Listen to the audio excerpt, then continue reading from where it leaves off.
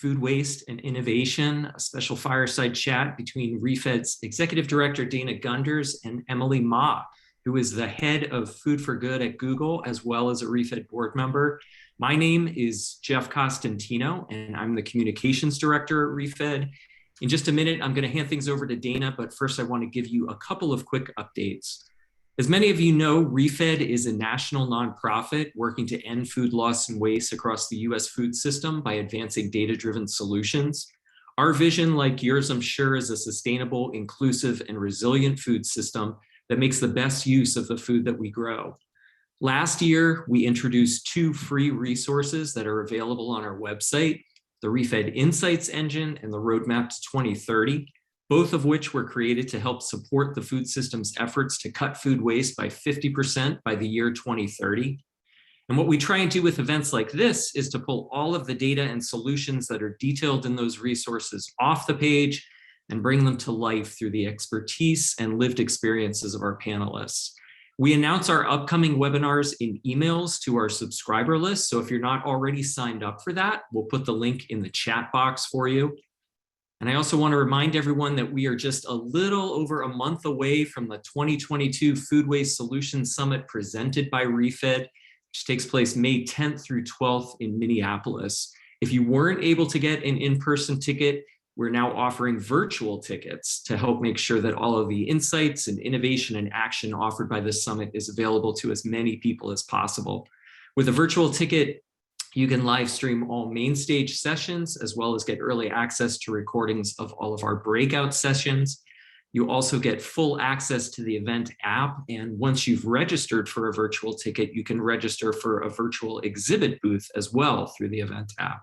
It's a great way to get your product or organization in front of summit attendees, and it allows you to host photo and video content, to message attendees, facilitate meetings, and more. So check out the link in the chat box to see how you can register for a virtual ticket to the summit. Okay, now I want to introduce the moderator for today's session, Dana Gunders, who's the Executive Director here at ReFED. Hi, Dana. We have been planning to host this fireside chat between you and Emily for a while, and we decided the perfect time to do it was soon after Google announced 2 new food waste commitments.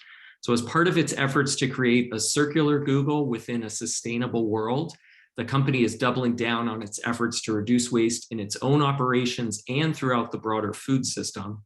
And that includes providing $1 million in anchor funding for the upcoming ReFED Catalytic Grant Fund. The Catalytic Grant Fund is a new 5-year initiative designed to provide a total of at least $10 million in funding through recoverable and non-recoverable grants to de-risk and scale high-impact solutions to food waste. You can find out more information about contributing to the Catalytic Grant Fund and sign up to receive details about upcoming information sessions and open calls at the link in the chat. And with that, Dana, I will hand it off to you. Thank you so much, Jeff. I guess I have to stop reading the chat now for where everyone is coming from, but it's just fascinating to see just all the different sectors that are represented and where you all are located. So please keep throwing that in there. And we're thrilled to have such a diverse audience today. And first, I can't start this conversation without saying thank you to Emily and to Google for the anchor contribution to our Catalytic Grant Fund. We are just thrilled to be kicking that off and would love for others to join Google and us in that effort. So without further ado, please meet my colleague here, Emily Ma, who is the head of Food for Good at Google. I'm so thrilled to have this conversation with her. In our pre-chat, we were just talking about how this is going to be the most fun webinar we've ever done. So looking forward to it. So Emily leads a cross-functional team at Google that is called Food for Good. We'll hear more about that. Her work on food systems actually started at X, Alphabet's moonshot factory, which is where I first met Emily. And at the time, she was leading a number of early stage moonshots before working on food system moonshots. So but then she focused on reducing food waste and food insecurity and increasing data openness in the food system. Before that, she actually helped bring a range of breakthrough technologies into the world, including Loon internet balloons and the Google Glass smart glasses. And she started her career as a mechanical engineer at IDEO, the global design and innovation consultancy, where she came to embrace the equal importance of human-centered design, engineering, and business. She has an MBA from Stanford and continues to actively teach entrepreneurship at their School of Engineering. And wow, this is the first time I'm learning this about her. She's also the holder of 7 patents spanning medical devices to consumer electronics. And I can't introduce her without saying that we feel incredibly lucky here at ReFED that Emily sits on our board. And I can attest from some of our many mile walks that she just has an unlimited amount of energy and passion for making a serious dent in food waste. So Emily, welcome to you. Dina, it's such a pleasure to be here. I've been waiting for this day for quite some time, and very excited to dive in with you in the audience.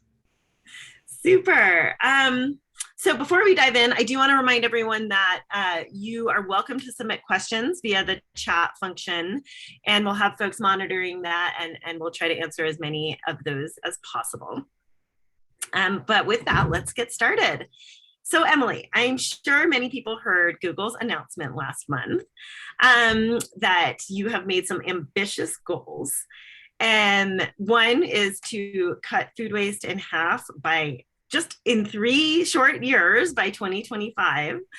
And the other to send 0 food to landfill. So those are hugely ambitious, and I'm sure people were awed and impressed, but also maybe a little confused when they heard those and went, wait a minute, Google has food goals? Aren't you a tech company? So tell us about why a company like yours would even get into anything in the food space, and also maybe a little bit about what it means to be the head of food for good at Google. Dana, thank you so much for queuing this up. So, you might be looking at a big tech company, our business is moving around ones and zeros, right? So, like what do we have to do in the food space? And so 2 reasons why. So if we look back to the founding of Google, we actually hired our first chef, Charlie Ayers, before we hired our first HR person. That was how important food is to our culture. Our founders just believed in the power of food to bring people together, to work together well, to really understand each other, to be creative. And so we've had a long history of really, really bringing people together with food. And so as a result, with 170 cities now where our facilities are at, whether it's data center or an office, we actually have a portfolio of cafes and micro kitchens and food spots that is it's a pretty large ecosystem. You can think of it kind of like the Hard Rock Cafe in its scale globally. So all the food is free, all of the amenities are free, and it's really meant to support Googlers in their day-to-day work.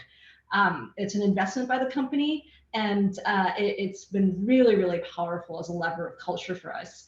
That said, we also have goals around sustainability. So, we made these goals for a number of reasons. There's a lot of tailwinds right now. The company came out last year in 2021, about this time, with a really bold 2030 carbon goal to be carbon-free, to be using carbon-free energy by 2030 everywhere we're in the world. So that's over 50 countries that our facilities are in. The second one was we made in September, 2021, a massive goal around water and just water positivity, meaning every facility that we have, we plan to return 120% fresh water to the local community and environment. So when we think about food waste, it's not just about the waste itself. There's a carbon footprint associated with it, and there's a water use and commitment associated with the food waste. And we would be disingenuous and not address food waste if we have the carbon and water goals in place. So a lot of the reason why we came out with these food waste goals is because not just food waste, but general waste, there's a carbon footprint and a water footprint associated. And so we are laddering up to existing goals that we've made, and just felt so strongly that our food program internally is not just about incredible experiences around food, but also being really responsible as a company around the whole entire food supply chain.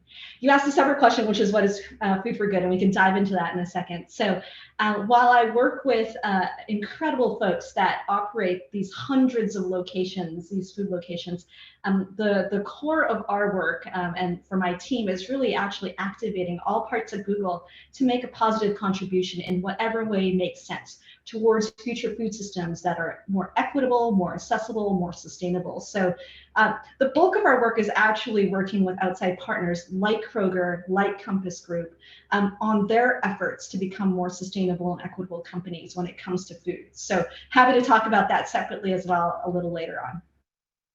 And tell us, how many meals a year does Google Food serve? This always kind of astounds me.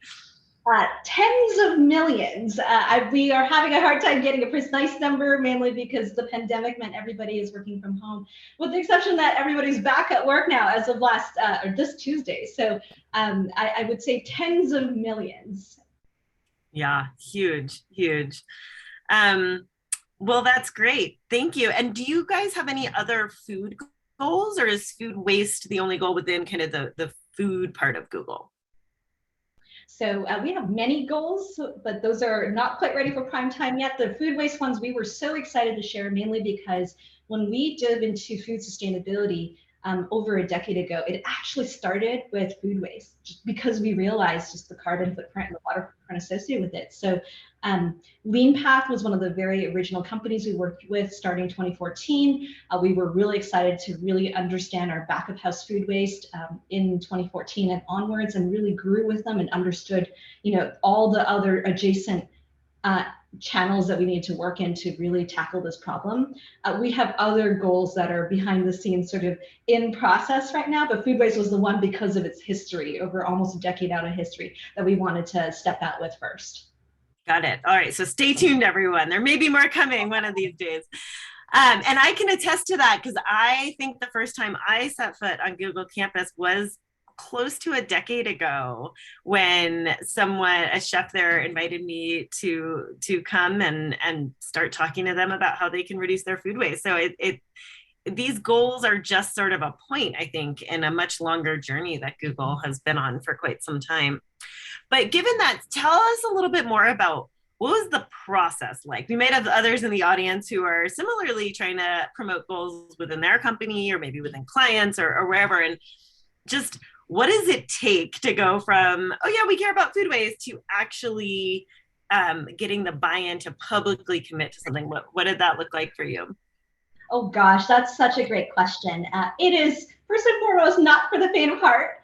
But secondly, it's really, really powerful. And by the way, you have lots of kindred spirits. For those of you who are just starting on that journey, exploring if your company is, interested in putting out, public pledges, there's lots of us who can support. And in particular, I want to point out and thank you, Dana, you were a huge part of giving us the courage and the confidence to go public with our goals. Also, leaning into Compass Group, they came out with their goals in 2017. Amy Keister and her team for Compass USA, very powerful to see them go through their process. And then separately, I had mentioned Kroger earlier, not exactly in food service, but seeing them go out with their goals a couple of years back with Jessica Edelman and the team with their Zero Hunger, Zero Waste Foundation. There was a lot of support that the small little tiger team that we had about a year ago had in external partners, encouraging us along the journey, helping us figure out, how to overcome obstacles along the way. And I mentioned earlier, it's not for the faint of heart, because it's high risk, right, to go public with bold, audacious goals that you are not 100% guaranteed to achieve. But there is a power to the audacity of a big, hairy, audacious goal. I came from an organization called Google X, now known as X to Moonshot Factory, and we used to talk about goal setting. If you set a goal that's only 10%, let's say you want to, have a car have 10%, greater mileage per gallon of fuel, you're probably going to do things pretty much the same, and you're not really going to try, really, really to think differently. But if you aim for a goal that is 10 times what you want, you're going to have to like go back to the drawing board and like maybe recreate what the car looks like from scratch. And so there is an audacity to creating a goal that is not necessarily guaranteed 100% to be fully achievable. And that means the lawyers show up. That means, the operators show up and they're like, but it's so risky. But yet it is so inspiring. And to know that the support is there internally and externally, and that people rally around audacity, it's actually really powerful. And it's a tailwind that is underestimated in this work. So going back to the process for this, we were really building on two things. The fact that we have an 8-9 year history with tracking back of house food waste now. We learned a ton through that experience. The second piece, the tailwind for us was during the pandemic. It just became so apparent in the headlines in the New York Times and other papers that farmers were plowing their food waste, food back in the fields. And then on the other end, we saw lineups at food banks. And I know a number of you are from food banks, lineups like 2 times, 3 times, 4 times as long.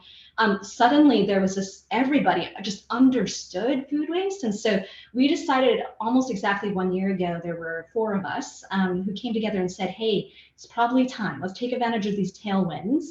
We know there's going to be headwinds, but let's systematically go and figure this out. And a big part of that was bringing in folks like ReFED to chat with a broader cross-functional team that included everyone from sustainability analysts to chefs who are line cooks, right? To really chat about what the solutions could be. And Dana, I remember you coming in and spending some time with us in August last year, just sharing with us the breadth of solutions from the Insights Engine. And that was actually really inspiring and helpful to us to think about the holistic nature of our participation. So that was a big part. The second piece of it was really coming together as a broader cross-functional team to understand what our ambitions were. So we did go through a process of just mapping out how ambitious we wanted to be in a number of different domains in our own operations, but also what is our role in policy making? What is our role with other companies out there? And Jeff was so kind to quote our broader Google circularity mission, which is to be a circular Google, we aim to maximize the reuse of finite resources in our own operations, products, services, and supply chains, and empower others to do the same. And so to be truthful to that goal that was set in 2019 at our corporate level, we had to be more ambitious. We had to actually reach beyond our own walls and do as much as possible we could upstream from our own sort of sphere of control and downstream from our sphere of control, and be really publicly supporting funds like the Catalytic grant fund that we are participating in with you. Yeah. Well, so much in there. And of course, we have a construction going on outside my window. So sorry, everyone, for the beeping. Always good timing with these things. But yeah, I mean, just some themes I heard in there, like building off other goals. You had carbon goals, you had water goals, right? You had these other commitments within the company, and you were able to leverage some of those. I think trying to create a realistic pathway, or somewhat realistic, even if it's ambitious, but a little bit of a pathway that you could count on to get you at least part of the way there, and bring that realism by bringing in the chefs and the line staff and everyone like that. And then maybe a little peer influence by being able to cite other companies that were doing it, right? And there's more and more. Now you're one of them. And I think, we're lucky to have more and more companies making these commitments. So that's something that I think that peer influence will hopefully continue to grow in its weight over time. Well said. Well said. So interesting. So now that the goals are passed, what's the focus of the company and actually trying to achieve them? Like, how are you, what have you shifted to now? That's a great question. So my colleague, Cathy Casciola, is on in chat as a participant. I wanted to quickly introduce her. So Cathy, we were so lucky to have Cathy join us from Aramark, where she was the VP of Sustainability, and she brings so much knowledge to the table. So now she is owning the program for the execution of these goals through December 31st, 2025. And Cathy and I were joking last night about like a countdown clock on our screens. We have 1,364 days now, I believe, as of this morning. So we, as part of getting to the pledges, actually working with Dana, evaluated 20 solutions that we felt strongly about.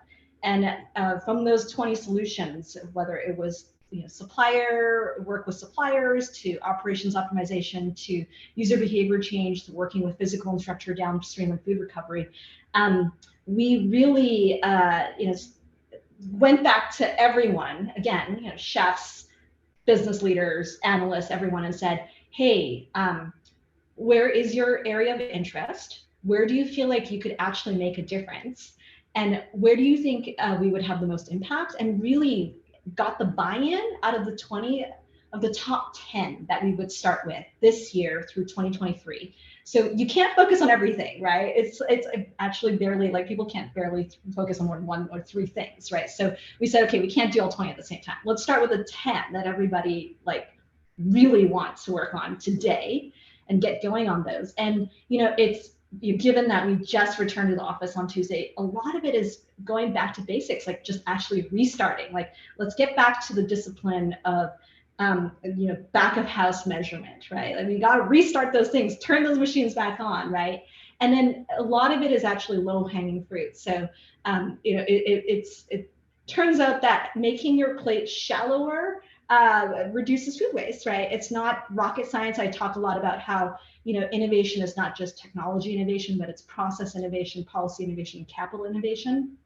A lot of these solutions don't require any high lift or sort of crazy planning to implement. So we're looking at all the low hanging fruit right now. Just-in-time cooking is another one, right? We really focus on cooking food only as we need it.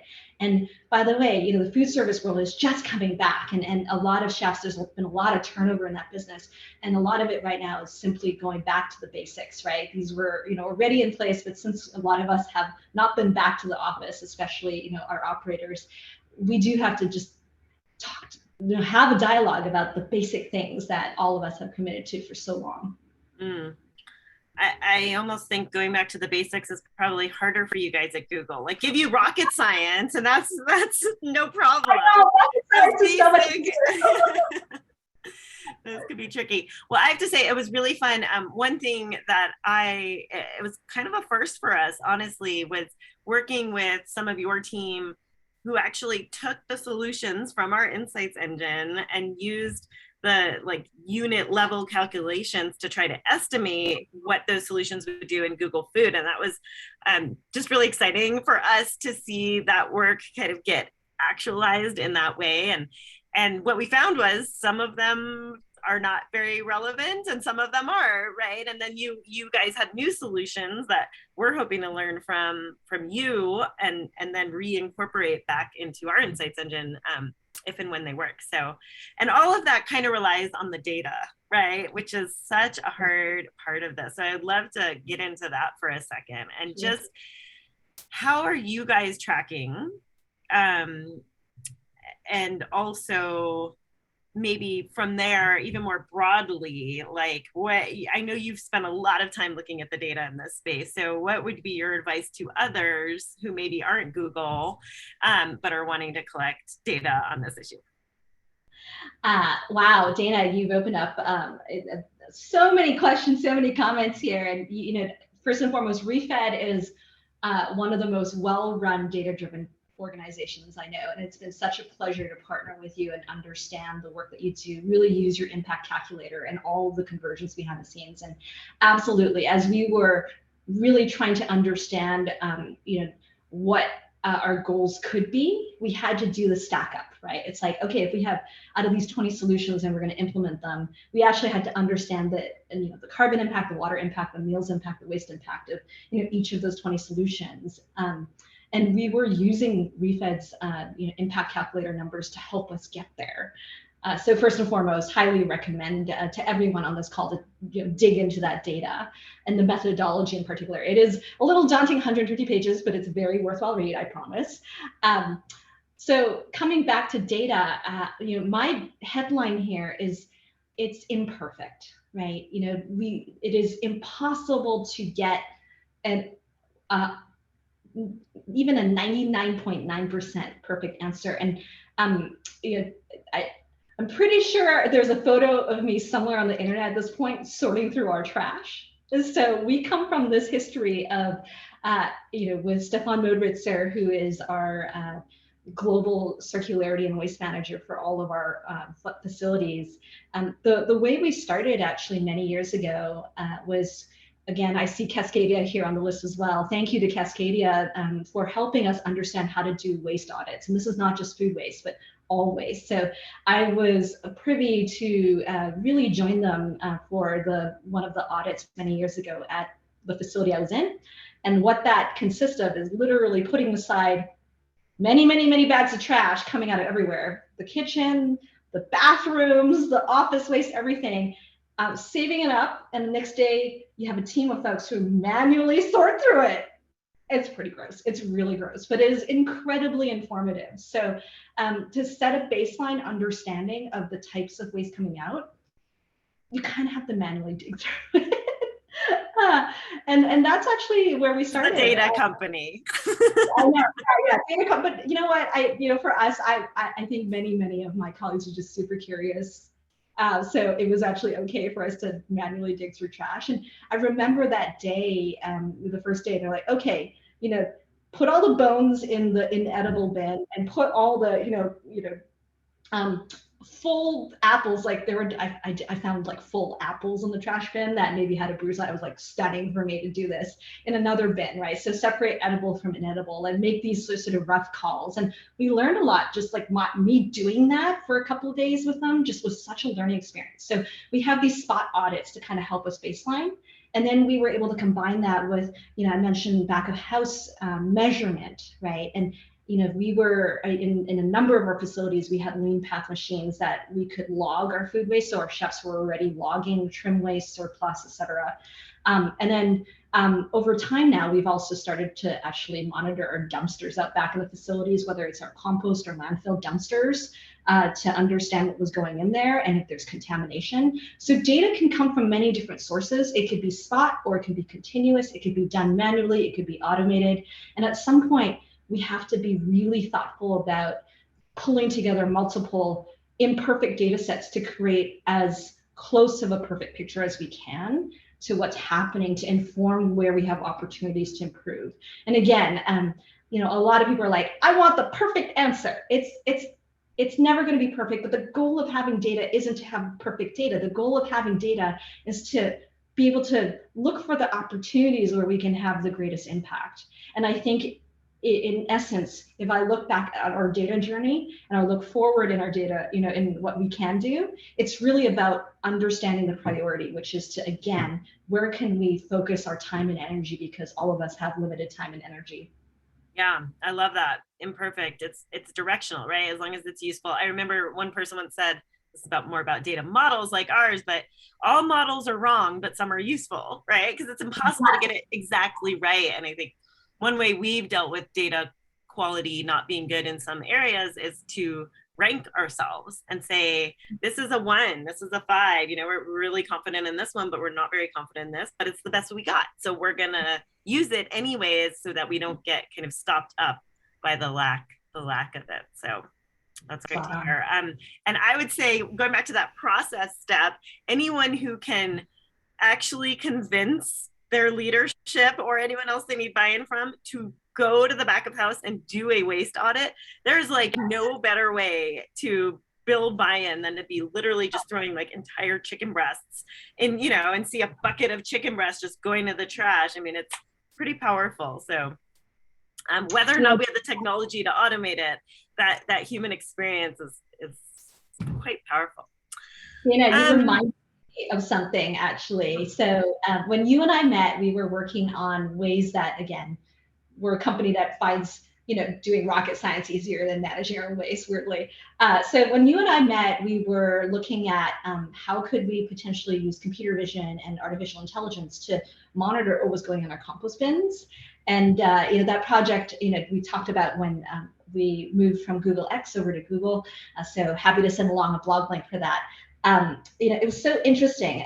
While creating these algorithms to automatically determine if it was a vegetable or a fruit or pastries or whatnot going to compost bin, we ended up like literally automating the capture of these short video clips of like 20 million short video clips of just food going in the bin, food going in the bin, food going in the bin, and I sometimes show this like slide of like just 15 videos of just, in some cases, just perfectly good food going to compost bin. And it's like, oh, that makes it very real, right? Sometimes when we use words and when we talk about numbers, it doesn't feel as real. But seeing this in action is incredibly powerful. And Dana, so much of the data work is to inform the narrative, right? Inform the narrative of who we are today and where we want to be. And it's all part of storytelling so that we can all be inspired to achieve bigger goals through the decade that we have. Yeah, absolutely. I think those picture worth 1,000 words. I don't know how many of you have seen Just Eat It, but they have a scene in that movie where they're sitting on top of a dumpster full of hummus and they're perfectly good. It's literally like a triple size dumpster of perfectly good hummus. It's not even past date. They don't know why it was thrown out, but I mean, that image is forever stuck in my mind. And that, I think, another good point about buy-in, to the extent you can show that in whatever area you're working in, it does speak 1,000 words in this case, I think. Yeah. I know we have a lot of people from the food rescue, food recovery world on. So tell us, like, how does that fit into this larger goal for you guys, and where does that fit within your focus? For sure. So I have always believed that reducing food waste and reducing food insecurity are two sides of the same coin, right?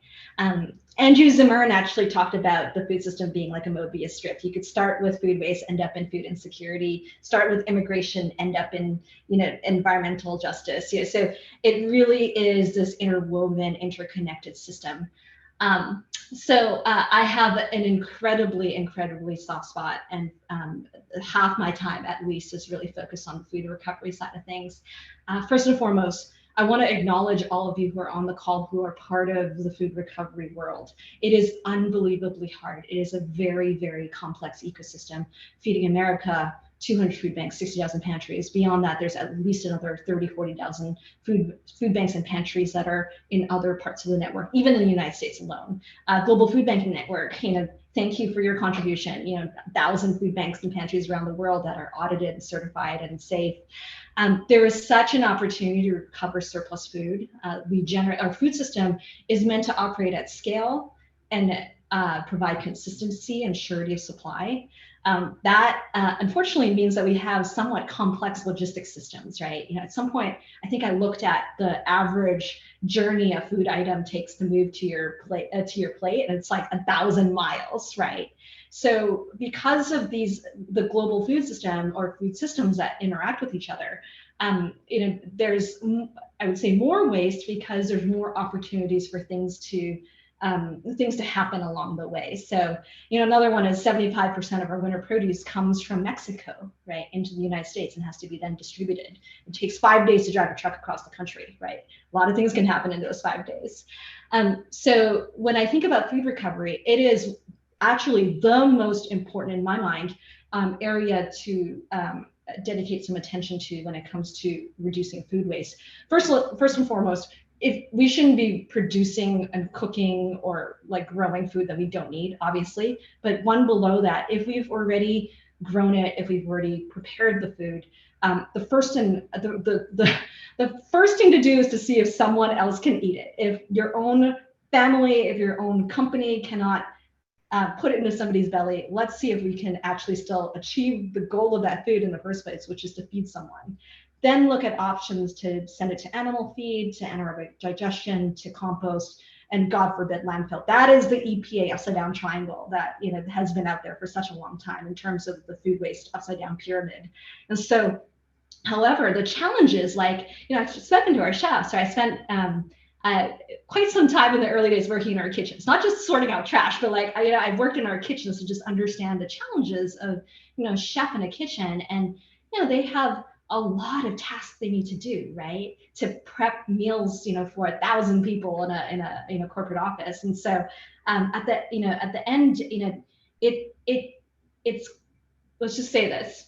It's easier to dump the carrot trim into a compost bin versus thinking about other possibilities for it at the end of the day, right? You could turn that into stock, you could potentially donate it to animal feed, you could do other things. But it's just easier to compost because it's there and you're done with it. If we can make food recovery just logistically easier in the form of communications, in the form of literally just making what's visible out there and making it easier to blast chill and make everything food safe, that means that the operators who are in our back of house in our grocery stores, the operators who are in our industrial kitchens, are going to be more likely to choose that option. Behind the scenes, I will highlight a partnership that we have with Vesta and Chefs and Hunger, because Vesta is already working with Google to supply us with a lot of fruits and vegetables. They have a regular sort of schedule by which they're coming to our kitchens and providing us with those raw ingredients. They created this nonprofit arm called Chefs and Hunger, and basically our chefs can order, a box with pans in it that they can fill with any leftover surplus that they also pick up as they drop off. And so that kind of logistics system works incredibly well for us because we're not having to lift an extra finger, so to speak, right? And then they take that all back and they go ahead and distribute it to all of the different nonprofit organizations in the Bay Area. So for a company the size of Google, it's much easier. So we think about what it would take to reduce the friction for a line cook to participate. And so behind the scenes, my team and I are working on a number of ways to do that and think through that. I love it. Yeah. That Chefs and Hunger is such a great program. I think that backhauling concept is really powerful, and I think underutilized right now. There's a lot more promise in it. We're seeing examples here and there, but not systemically. So that's exciting. Maybe this is a good time to pivot to Food for Good and some of the work you're doing there. And let's see, there's a couple questions coming in on if there's a website that talks about what Food for Good does. And I don't know, maybe you could talk about any other projects you have going on. Oh gosh, so this is a lot of fun. So oddly, we don't have a website, but we have a lot of articles that we've written along the way with our colleagues, and I'm happy to share my email address with you. You can connect me with LinkedIn. I'm happy to send you, sort of the articles that represent the breadth of the work that we do. I'll share a few examples that I'm particularly excited about. So let me back up and just to reinforce the mission of our team. The mission of our team is to organize and drive Alphabet and Google's contribution to future food systems that are more equitable, sustainable, and accessible. And so a lot of our work is actually inspiring other product areas within Google, whether that's Google Search, whether that's Google Research, whether that's Google Cloud, whether that's YouTube, to consider food waste and food insecurity as topics that they may drive in whatever way makes sense. I forgot google.org as well, right? So our philanthropic giving arm, which includes Google Serve, when all of us can go and volunteer for nonprofit organizations, and then Google Give which is employee giving programs. So big picture, we serve a coordination function, and the way we see it is whether it's external partners and ecosystems or internal partners. We really want to firstly inspire, and then secondly consult and help them figure out what they could do.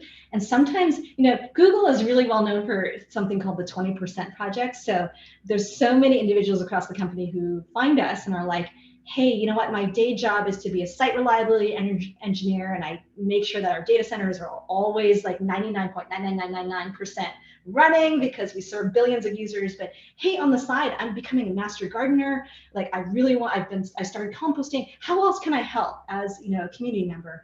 So we go back and we're like, hey, so by the way, go talk to our colleagues about this, show this video, or maybe bring them into a ReFED event like this talk, or maybe it's like celebrate Stop Food Waste Day on April 27th with Compass Group.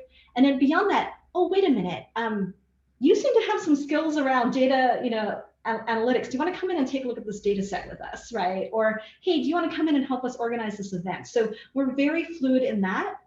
And then one beyond that, we oftentimes have, our sales and business development folks come to us and say, hey, we're working with this big grocer, and they're an incredible advertising and cloud services partner to us right now, but they're really looking to transform their business. So,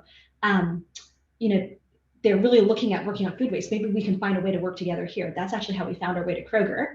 And then one step beyond that, with some of our cross-functional partners, they'll come to us and they'll say, hey, we saw patterns on Google Trends that people search for nearest food bank to me 10 times as often when the pandemic hit. Like, what do we do? And, I remember in early 2020, we went back and actually looked at all of our,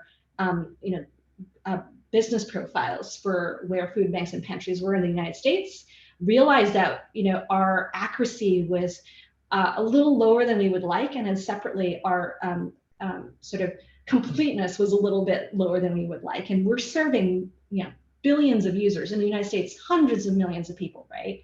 And so we actually went in with that team and said, here's where we could improve potentially.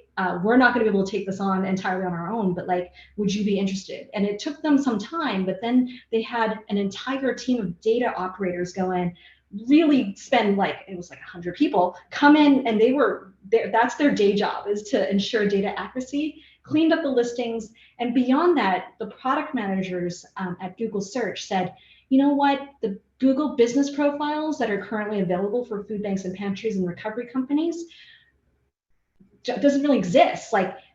All these food banks and pantries are trying to force fit themselves into a restaurant profile, which makes no sense. Imagine if you're going to Google Maps and, let's say you're a small church pantry and you're like, there's no category for us. I'm just going to pretend I'm a restaurant. And so we saw enough instances of that my incredible colleagues on Google Search and Maps were like, we're going to create a profile specifically for organizations like this so that we can represent them better. And that was a year-long product process.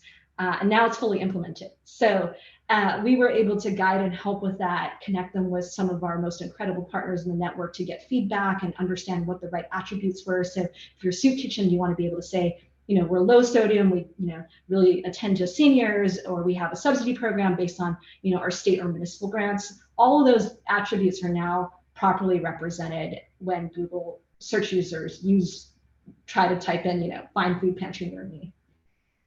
That's incredible. I mean, it just feels like that is a huge end in itself, but also a potential means to build off of for so many different uses, right? I can see wheels turning in our audience already. Wait a minute, I can just go find it, all the low sodium pantries near me. How do I use that information? It seems like, gosh, there's a lot of ways to build off of that.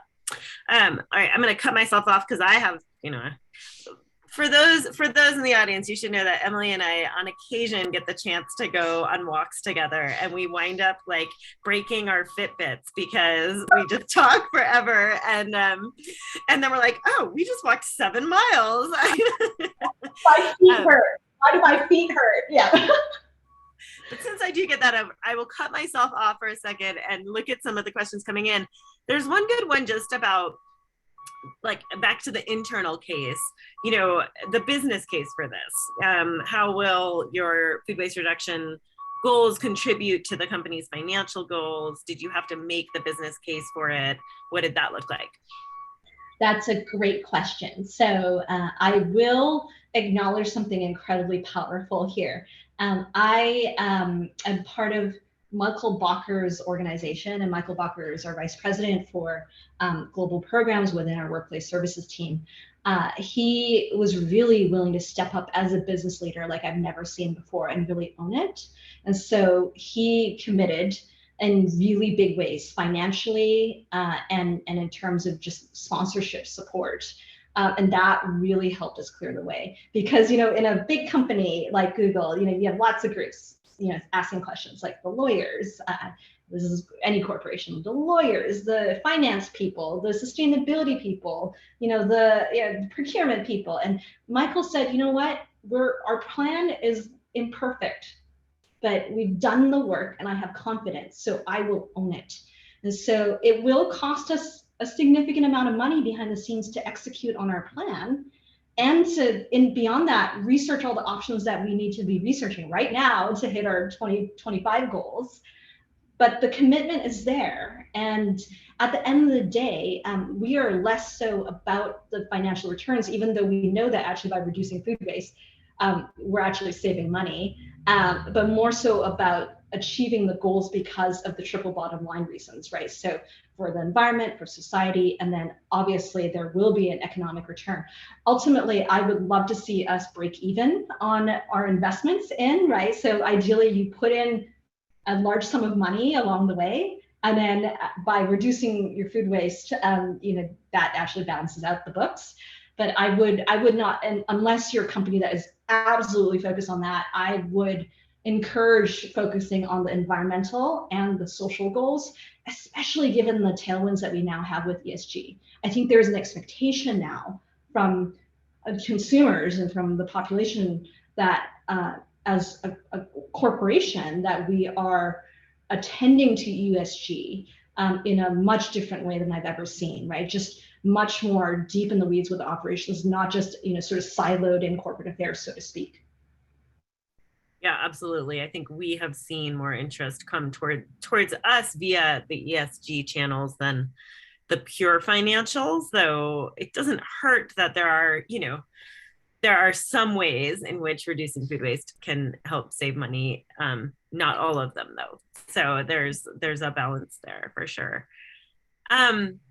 I'm going to there's a question here about a specific insect farming company, but I'm going to kind of expand that out a little bit to just ask about, we are fortunate to see so many different innovations coming into the space here at ReFED.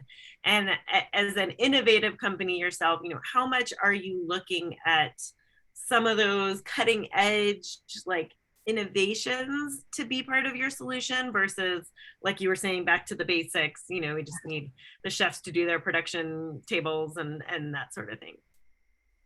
You need both, right? I don't think this is purely okay, we got to build this breakthrough technology and suddenly everything gets solved, right? Yeah. And it's also not like, oh, we just go back to basics and cook like, my mother does, and then like we'll have no waste, right? Like we actually have to have the full spectrum. And so we're absolutely considering breakthrough technology, including the team I used to run and the other team I used to run, which now has incredible traceability technology that's out there. So that team is called Chorus. It is still at Google X. It really enhances transparency and traceability in all supply chains, not just food, but it started out as part of our food work. That's fully launched. So we are looking at a number of, you could call them more cutting edge technologies. We are looking to potentially explore what it means to test and pilot some of these, but I would say at least for the next year, we're really focused on back to basics, given that 2022 is such a weird year after a 2-year summer break or whatever you want to call it, that we were working from home in this circumstance. Yeah. Although having said that, I've seen you incubate some different kind of bioplastic experiments and kind of other things, other ways. So I think I've seen a real openness to there, and you kind of have that right scale to be able to pilot solutions in a certain way. So some of that as well. Yeah. What are some of the things that have worked well? And then on the other side, not so well, as you've integrated more tech into the kitchens? That's a great question. So again, please email me or find me on LinkedIn. I'm happy to send out a list of articles here. I learned so much while I was at Google X building technology to address food waste. And from the get-go, it was really important to be really user-centered.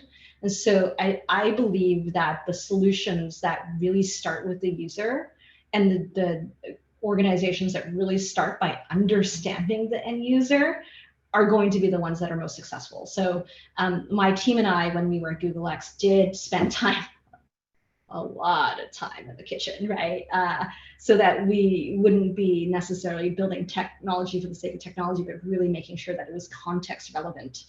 So simple things, like I remember one of our first prototypes, like it was a little too tall to tuck under like a workbench in the kitchen, and that caused all sorts of like havoc. And so like, oh, okay, like chop off 6 inches and tuck it in the, under the table. So just, being really context aware and in finding environments to prototype in, and then being iterative in the approach with your end user is what will make any company successful. So, one of the most incredible opportunities here, especially if you're interested in food service, is Amo is not here today, I don't believe, but Amo is, and her colleague Scott Wu really got this Compass Ventures up and running. And Compass Group is the largest food service company in the world. In the US, they have a program for startups, technologists who, as part of receiving funding from them, you can also basically pilot in one of their 50,000 locations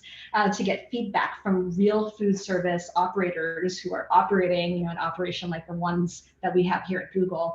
And I've just found the organizations that they've invested in really, really appreciating the opportunity to get some, cycles in the door, so to speak.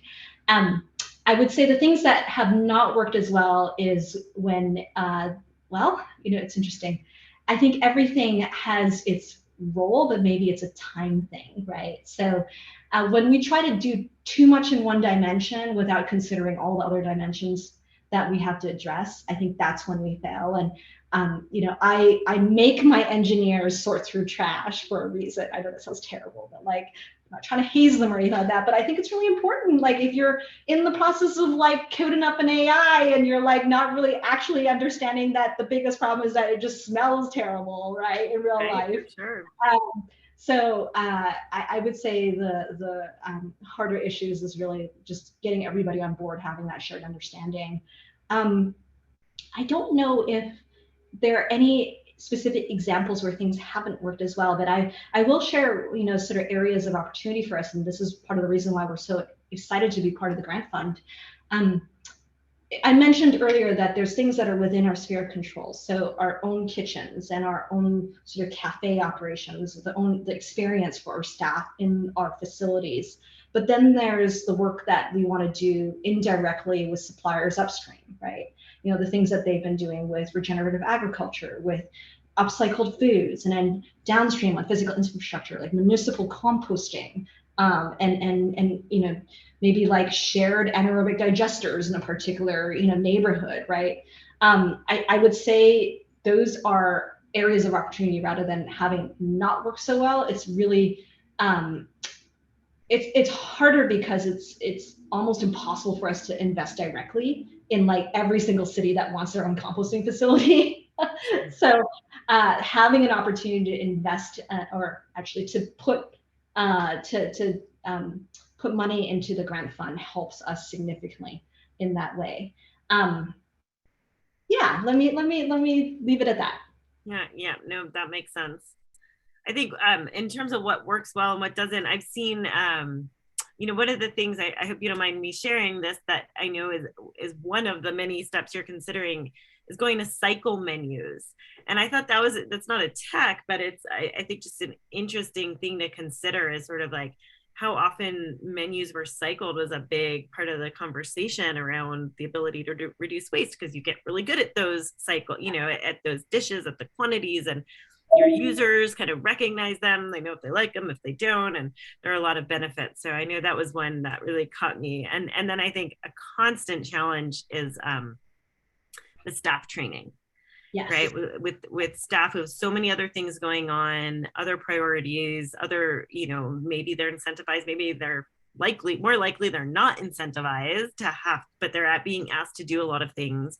And then of course they're high turnover and not always English language fluent or whatever. So I think that staff buy-in component is just a constant need and challenge and opportunity, because at the same time, I know you've had the chance to speak with many of your staff and just hear how much they love working on it. Yeah, maybe a pain, but when they start to kind of see that bigger picture, they have connections to saving food for a variety of their own personal reasons that I think can be really powerful. So exactly, I could not reinforce this point more. I think at the end of the day, we're all humans and we all have a human story, and we all are purpose-driven individuals, I believe.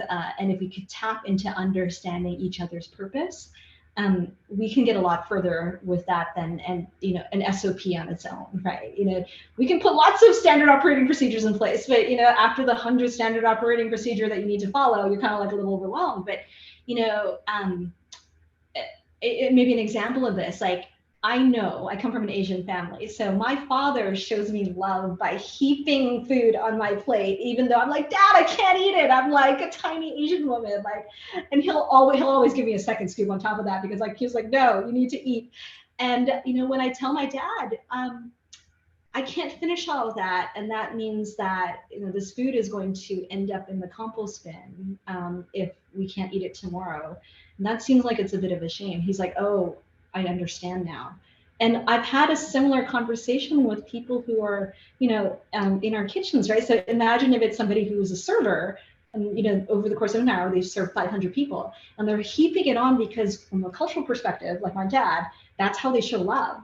Yeah. That adds up if you're doing that 500 times a day times 200 days a year times 10 years, right? Yeah. But if we can have that honest heart-to-heart conversation as to what drives that, that is what ultimately affects change at scale. When you multiply all those people doing it at the same time times all the days that they're operating and the number of instances it happens, right?